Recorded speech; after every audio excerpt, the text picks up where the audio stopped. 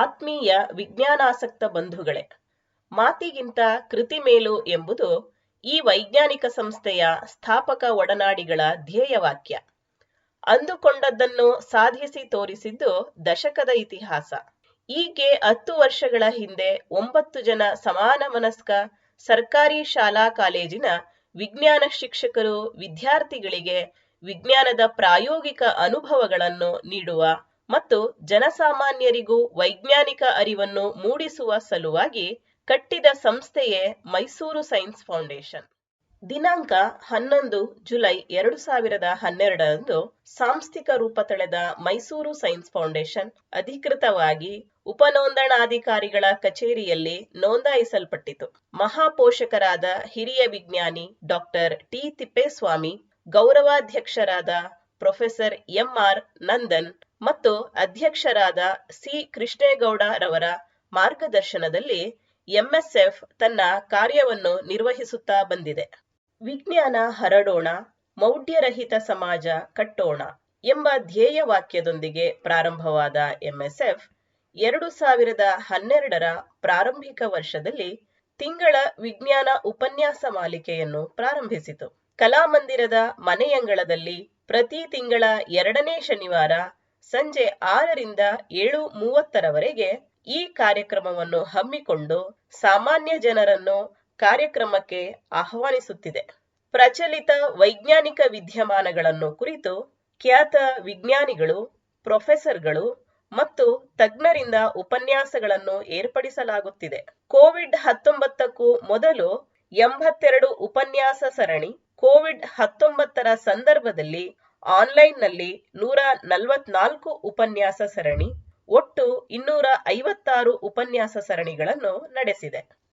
ಸಮಾಜದಲ್ಲಿನ ಮೂಢನಂಬಿಕೆಗಳು ಮತ್ತು ಮೌಢ್ಯತೆಗಳನ್ನು ಹೋಗಲಾಡಿಸುವ ನಿಟ್ಟಿನಲ್ಲಿ ಪ್ರೊಫೆಸರ್ ನರೇಂದ್ರ ನಾಯಕ್ ರವರಿಂದ ತರಬೇತಿ ಪಡೆದ ಎಂಎಸ್ಎಫ್ನ ಎನ್ ಮಹದೇವಪ್ಪ, ಡಿಎಸ್ ವೈಜಯಂತಿ ಮತ್ತು ಜಿಬಿ ಸಂತೋಷ್ ಕುಮಾರ್ ಅವರು ಗ್ರಾಮೀಣ ಶಾಲಾ ಕಾಲೇಜುಗಳಲ್ಲಿ ಎನ್ಎಸ್ಎಸ್ ಶಿಬಿರಗಳಲ್ಲಿ 250ಕ್ಕೂ ಹೆಚ್ಚು ಪವಾಡ ರಹಸ್ಯ ಬಯಲು ಕಾರ್ಯಕ್ರಮಗಳನ್ನು ನಡೆಸಿಕೊಟ್ಟಿದ್ದಾರೆ.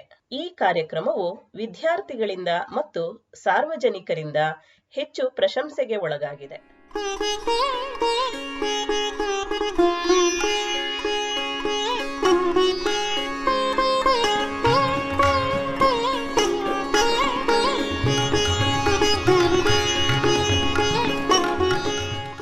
ಎಂಎಸ್ಎಫ್ನ ಉಪಾಧ್ಯಕ್ಷರಾದ ಡಾಕ್ಟರ್ ಟಿ ಶಿವಲಿಂಗಸ್ವಾಮಿ ರವರ ಮಾರ್ಗದರ್ಶನದಲ್ಲಿ 4 ದಿನಗಳ ಕಾಸ್ಮೋಸ್ ಕಾರ್ಯಾಗಾರವನ್ನು 2013ರಲ್ಲಿ ಪ್ರಾರಂಭಿಸಲಾಯಿತು. ಈ ಕಾರ್ಯಾಗಾರದಲ್ಲಿ ವಿದ್ಯಾರ್ಥಿಗಳು ದೂರದರ್ಶಕ ತಯಾರಿಕೆ, ಬೆಳಗಿನ ಹೊತ್ತು ಸೂರ್ಯನ ಬೆಳಕನ್ನು ಬಳಸಿ ಹಲವಾರು ಖಗೋಳ ವಿಜ್ಞಾನ ಪ್ರಯೋಗಗಳು ಮತ್ತು ಮಾದರಿಗಳ ತಯಾರಿಕೆಗಳನ್ನು ಮಾಡುತ್ತಾರೆ. ಈ ಕಾರ್ಯಾಗಾರವನ್ನು 2 ಬಾರಿ ಉದ್ಘಾಟಿಸಿದ ನಮ್ಮ ಹೆಮ್ಮೆಯ ಇಸ್ರೋನ ವಿಶ್ರಾಂತ ಅಧ್ಯಕ್ಷರಾದ ಶ್ರೀ ಎಎಸ್ ಕಿರಣ್ ಕುಮಾರ್ ರವರು ಈ ಕಾರ್ಯಾಗಾರವನ್ನು ಶ್ಲಾಘಿಸಿದ್ದಾರೆ.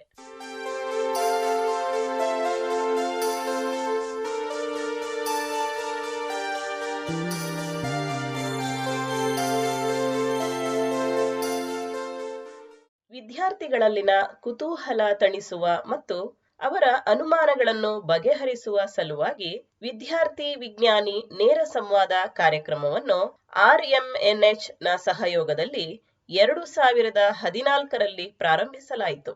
ಪ್ರತಿ ತಿಂಗಳ 3ನೇ ಅಥವಾ 4ನೇ ಭಾನುವಾರ ನಡೆಯುವ ಈ ಕಾರ್ಯಕ್ರಮದಲ್ಲಿ ಪ್ರತಿಷ್ಠಿತ ಸಂಶೋಧನಾ ಸಂಸ್ಥೆಗಳಾದ CFTRI, DFRL, DRDO, CSRTI, ISRO, IISc ಇತ್ಯಾದಿ ಸಂಸ್ಥೆಗಳಿಂದ ಖ್ಯಾತ ವಿಜ್ಞಾನಿಗಳು ಆಗಮಿಸಿ ವಿದ್ಯಾರ್ಥಿಗಳೊಂದಿಗೆ ಸಂವಾದ ನಡೆಸುತ್ತಾರೆ.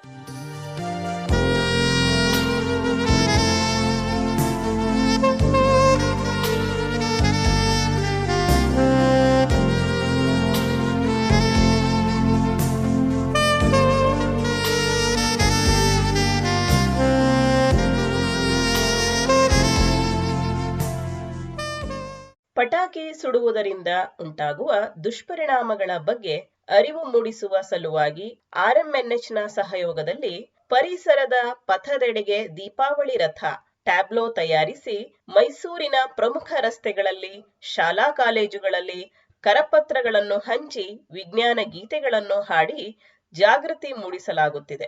ಸದರಿ ಕಾರ್ಯಕ್ರಮವು ನಿರಂತರವಾಗಿ ನಡೆಯುತ್ತಾ ಬಂದಿದ್ದು, ಪ್ರಸ್ತುತ ರೋಟರಿ ಬನ್ನೂರು ಸಂಸ್ಥೆ ಸಹಯೋಗದಲ್ಲಿ ಮಂಡ್ಯ, ಮೈಸೂರು ಮತ್ತು ಚಾಮರಾಜನಗರ ಜಿಲ್ಲೆಗಳಲ್ಲಿ ಈ ಟ್ಯಾಬ್ಲೋ ಸಂಚರಿಸುತ್ತಿದೆ. ಈ ಕಾರ್ಯಕ್ರಮವು ಸಾರ್ವಜನಿಕರಿಂದ, ಮಾಧ್ಯಮಗಳಿಂದ ಹೆಚ್ಚು ಪ್ರಶಂಸೆಯನ್ನು ಪಡೆದಿದೆ.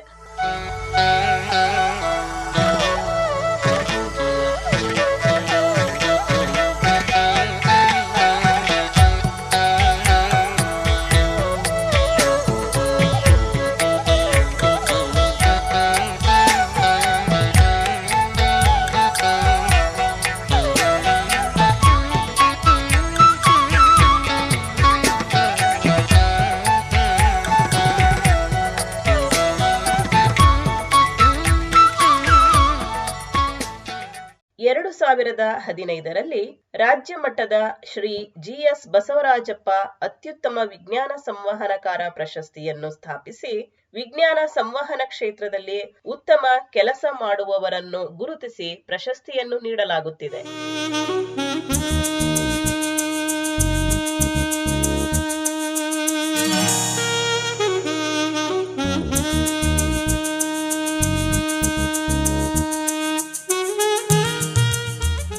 ವಿದ್ಯಾರ್ಥಿಗಳಲ್ಲಿ ವೈಜ್ಞಾನಿಕ ಮನೋಭಾವನೆಯನ್ನು ಉಂಟುಮಾಡುವ ಸಲುವಾಗಿ ಅನೇಕ ಸ್ಪರ್ಧೆಗಳನ್ನು 2012ರಿಂದ ನಿರಂತರವಾಗಿ MSF ಹಮ್ಮಿಕೊಳ್ಳುತ್ತಾ ಬಂದಿದೆ.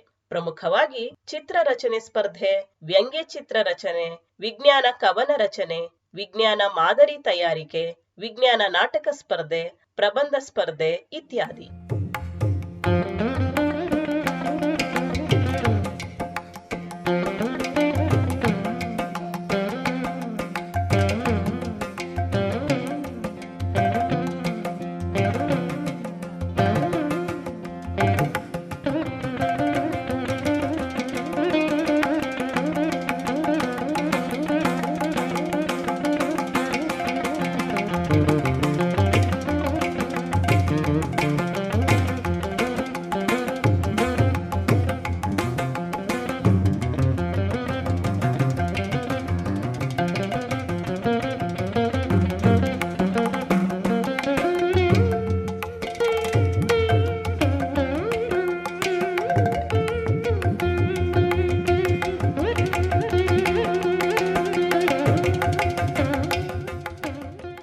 ಎರಡು 2016ರಲ್ಲಿ MSFಗೆ 5 ವರ್ಷ ತುಂಬಿದ ಸವಿನೆನಪಿಗಾಗಿ ಮೈಸೂರಿನ ವಿವಿಧ ಶಾಲಾ ಕಾಲೇಜುಗಳಿಂದ 1200ಕ್ಕೂ ಹೆಚ್ಚು ವಿದ್ಯಾರ್ಥಿಗಳಿಗೆ ಮೈಸೂರಿನ ಕಲಾಮಂದಿರದಲ್ಲಿ ಇಸ್ರೋನ ಹಿರಿಯ ವಿಜ್ಞಾನಿ ಪದ್ಮವಿಭೂಷಣ ಶ್ರೀ BN ಸುರೇಶ್ ರವರಿಂದ ಉಪನ್ಯಾಸ ಏರ್ಪಡಿಸಲಾಗಿತ್ತು.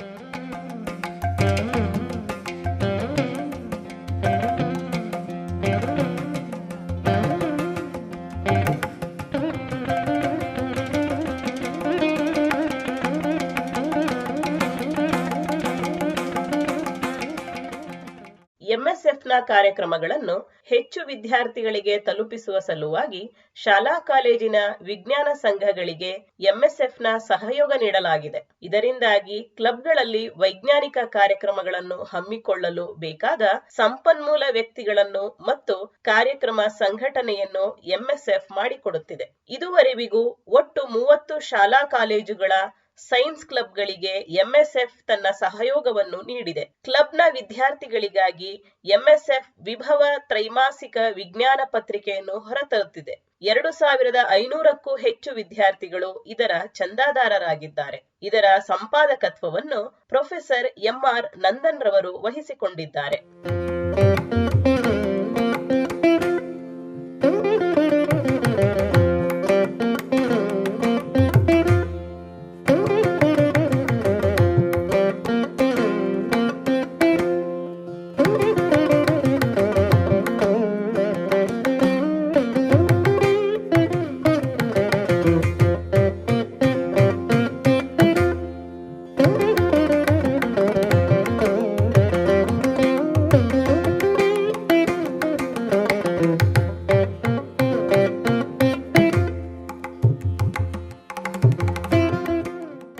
ಬೇಸಿಗೆ ರಜೆಯಲ್ಲಿ ವಿದ್ಯಾರ್ಥಿಗಳಿಗಾಗಿ ಸೈನ್ಸ್ ಸಮ್ಮರ್ ಕ್ಯಾಂಪ್ ಅನ್ನು ಆಯೋಜನೆ ಮಾಡಲಾಗುತ್ತಿದೆ. ಮೊದಲಿಗೆ 2 ದಿನದಿಂದ ಪ್ರಾರಂಭವಾದ ಈ ಕಾರ್ಯಕ್ರಮ ಹೆಚ್ಚು ಬೇಡಿಕೆಯನ್ನು ಪಡೆದುಕೊಂಡು ಈ ವರ್ಷ 8 ದಿನಗಳ ಕಾಲ ನಡೆಸಲಾಯಿತು.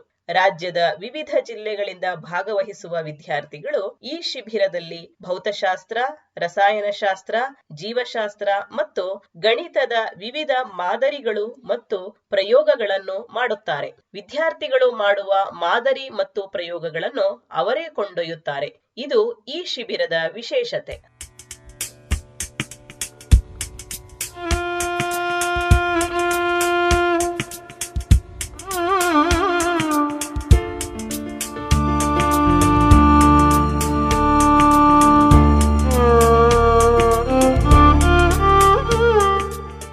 ಪರಿಸರದ ಕಾಳಜಿ ಬೆಳೆಸುವ ಮತ್ತು ಜೀವ ವೈವಿಧ್ಯತೆ ಉಳಿಸುವ ಸಲುವಾಗಿ ಪರಿಸರ ನಡಿಗೆ ಮತ್ತು ಪಕ್ಷಿ ವೀಕ್ಷಣೆ ಕಾರ್ಯಕ್ರಮವನ್ನು ವಿದ್ಯಾರ್ಥಿಗಳಿಗೆ ಮತ್ತು ಆಸಕ್ತರಿಗೆ ಭಾನುವಾರಗಳಂದು ಮೈಸೂರಿನ ಕೆರೆಗಳಲ್ಲಿ ಹಮ್ಮಿಕೊಳ್ಳುತ್ತಾ ಬಂದಿದೆ. ಪರಿಸರವಾದಿ ಮತ್ತು ವನ್ಯಜೀವಿ ಛಾಯಾಗ್ರಾಹಕರಾದ ಅರಣ್ಯ ಔಟ್ರೀಚ್ನ ಸಂಸ್ಥೆಯ ಶ್ರೀ ಸಪ್ತಗಿರೀಶ್ ರವರು ಮತ್ತು ಅವರ ತಂಡ ನಿರಂತರವಾಗಿ ಈ ಕಾರ್ಯಕ್ರಮವನ್ನು ನಡೆಸಿಕೊಡುತ್ತಿದ್ದಾರೆ.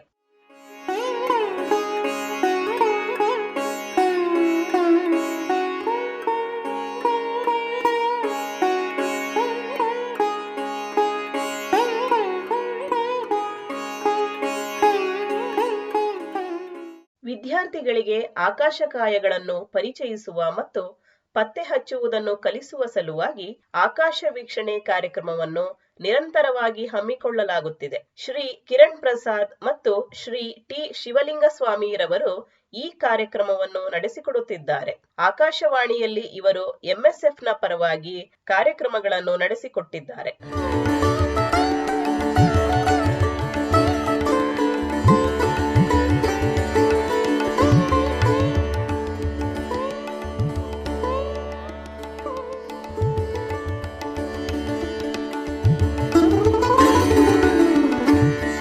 ಗ್ರಹಣಗಳ ಸಂದರ್ಭದಲ್ಲಿ ಎಕ್ಸೆಲ್ ಪಬ್ಲಿಕ್ ಶಾಲೆಯ ಸಹಯೋಗದೊಂದಿಗೆ ದೂರದರ್ಶಕದ ಮೂಲಕ ಮೈಸೂರಿನ ಸಾವಿರಾರು ಜನರಿಗೆ ಗ್ರಹಣ ವೀಕ್ಷಣೆಗೆ ಅವಕಾಶ ಮಾಡಿಕೊಡಲಾಗಿದೆ. 2019ರ ಕಂಕಣ ಸೂರ್ಯಗ್ರಹಣ ವೀಕ್ಷಣೆಗಾಗಿ ವಿಜಯ ಕರ್ನಾಟಕ ದಿನಪತ್ರಿಕೆ ಮತ್ತು ಜಿಲ್ಲಾ ಆಡಳಿತದ ಸಹಕಾರದೊಂದಿಗೆ ವಿಶ್ವವಿದ್ಯಾನಿಲಯದ ಓವಲ್ ಮೈದಾನದಲ್ಲಿ 2500ಕ್ಕೂ ಹೆಚ್ಚು ವಿದ್ಯಾರ್ಥಿಗಳಿಗೆ ಉಚಿತವಾಗಿ ಸೌರ ಕನ್ನಡಕಗಳನ್ನು ಹಂಚಿ ಗ್ರಹಣ ವೀಕ್ಷಣೆಗೆ ಅವಕಾಶ ಮಾಡಿಕೊಡಲಾಯಿತು.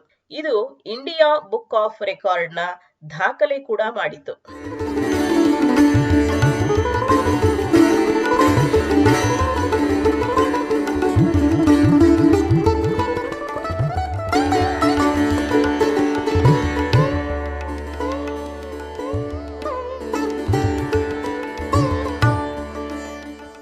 ಗ್ರಾಮೀಣ ಸರ್ಕಾರಿ ಶಾಲಾ ವಿದ್ಯಾರ್ಥಿಗಳಿಗೆ ಅನೇಕ ವೈಜ್ಞಾನಿಕ ಕಾರ್ಯಕ್ರಮಗಳನ್ನು ಅವರ ಶಾಲೆಗಳಲ್ಲೇ ಹಮ್ಮಿಕೊಳ್ಳಲಾಗುತ್ತಿದೆ. ಪ್ರಮುಖವಾಗಿ ವಿಜ್ಞಾನ ಕಾರ್ಯಾಗಾರ, ವಿಜ್ಞಾನ ಮಾದರಿ ತಯಾರಿಕೆ, ಆಕಾಶ ವೀಕ್ಷಣೆ, ವಿಡಿಯೋ ಪ್ರದರ್ಶನ, ಗಣಿತ ಕುಣಿತ, ಪೇಪರ್ ಓರಿಗಾಮಿ ಇತ್ಯಾದಿ. 2022ರಲ್ಲಿ ಮಂಡ್ಯ ಜಿಲ್ಲೆ ಮದ್ದೂರು ತಾಲೂಕಿನ ಹೊಸಗಾವಿ ಸರ್ಕಾರಿ ಪ್ರೌಢಶಾಲೆಯಲ್ಲಿ 15 ದಿನಗಳ ಬೇಸಿಗೆ ಶಿಬಿರವನ್ನು ಹಮ್ಮಿಕೊಂಡಿದ್ದೆವು.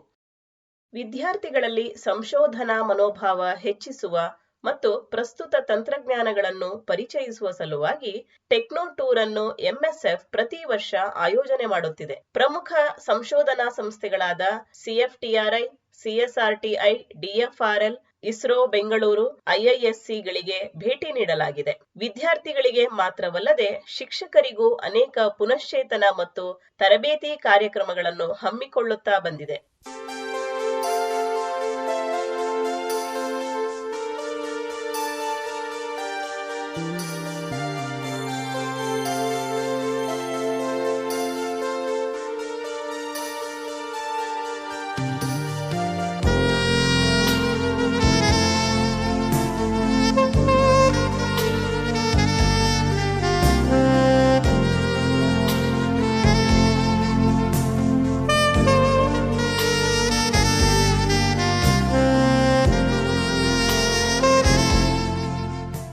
ಕೋವಿಡ್ನ ಕಂಪ್ಲೀಟ್ ಲಾಕ್ಡೌನ್ ಸಂದರ್ಭದಲ್ಲಿ ವಿದ್ಯಾರ್ಥಿಗಳಿಗಾಗಿ ಮನೆಯಲ್ಲೇ ವಿಜ್ಞಾನ ಪ್ರಯೋಗ ಮಾಡಿ ಎಂಬ 17 ದಿನಗಳ ಆನ್ಲೈನ್ ಪ್ರಾಯೋಗಿಕ ಕಾರ್ಯಕ್ರಮ ಹಮ್ಮಿಕೊಳ್ಳಲಾಯಿತು. ವಿದ್ಯಾರ್ಥಿಗಳು ಮನೆಯಲ್ಲೇ ಸಿಗುವ ವಸ್ತುಗಳನ್ನು ಬಳಸಿ ಸಂಪನ್ಮೂಲ ವ್ಯಕ್ತಿಗಳ ಮಾರ್ಗದರ್ಶನದಲ್ಲಿ ಮನೆಯಲ್ಲೇ ವಿಜ್ಞಾನ ಪ್ರಯೋಗಗಳನ್ನು ಮಾಡಿದರು. ಈ ಕಾರ್ಯಕ್ರಮ ಪೋಷಕರಿಂದ, ವಿದ್ಯಾರ್ಥಿಗಳಿಂದ, ಶಿಕ್ಷಕರಿಂದ ಮೆಚ್ಚುಗೆಯನ್ನು ಪಡೆಯಿತು.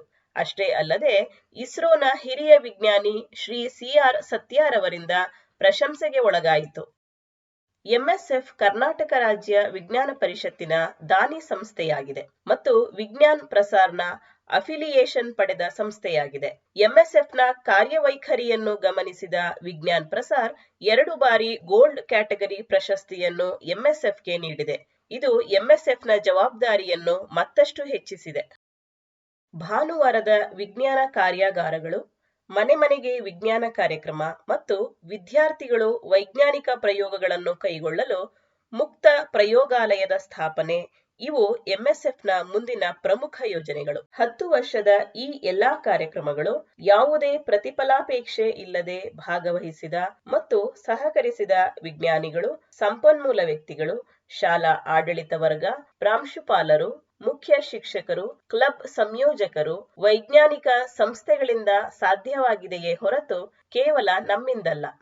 ಅವರಿಗೆ ನಮ್ಮ ತುಂಬು ಹೃದಯದ ಧನ್ಯವಾದಗಳು. ನಮ್ಮ ಈ ಕಾರ್ಯವನ್ನು ಶ್ಲಾಘಿಸಿ ಪತ್ರಿಕೆಗಳಲ್ಲಿ ಲೇಖನಗಳನ್ನು ಮತ್ತು ನಮ್ಮ ಕಾರ್ಯಕ್ರಮಗಳನ್ನು ಪ್ರಕಟಿಸಿದ ಮಾಧ್ಯಮದವರಿಗೂ ನಮ್ಮ ತುಂಬು ಹೃದಯದ ಧನ್ಯವಾದಗಳು. ಇಸ್ರೋನ ಹಲವು ವಿಜ್ಞಾನಿಗಳನ್ನು ಪರಿಚಯಿಸಿ ಮತ್ತು ಸ್ವತಃ ತಾವೇ 100 ಉಪನ್ಯಾಸಗಳನ್ನು ನೀಡಿ ಮತ್ತು ನಮಗೆ ಶ್ರೀಹರಿಕೋಟಾದ ರಾಕೆಟ್ ಉಡಾವಣಾ ಕೇಂದ್ರವನ್ನು ವೀಕ್ಷಿಸಲು ಅವಕಾಶ ಮಾಡಿಕೊಟ್ಟ ಇಸ್ರೋ ವಿಜ್ಞಾನಿ CD ಪ್ರಸಾದ್ ರವರಿಗೆ ಹಾಗೂ ಎಂಎಸ್ಎಫ್ನ ಹಲವು ಹೊಸ ಕಾರ್ಯಕ್ರಮಗಳನ್ನು ರೂಪಿಸಿದಾಗ ಪ್ರಾರಂಭಿಕ ಹಂತದಲ್ಲಿ ಬೇಕಾದ ಆರ್ಥಿಕ ಸಹಾಯವನ್ನು ಖಜಾಂಚಿಗಳಾದ MGN ಪ್ರಸಾದ್ ರವರು ನೀಡಿ ಎಂಎಸ್ಎಫ್ ಅನ್ನು ಮುನ್ನಡೆಸಿದ್ದಾರೆ. ಅವರಿಗೂ ಈ ಸಂದರ್ಭದಲ್ಲಿ ವಿಶೇಷ ಕೃತಜ್ಞತೆಯನ್ನು ಅರ್ಪಿಸುತ್ತಿದ್ದೇವೆ.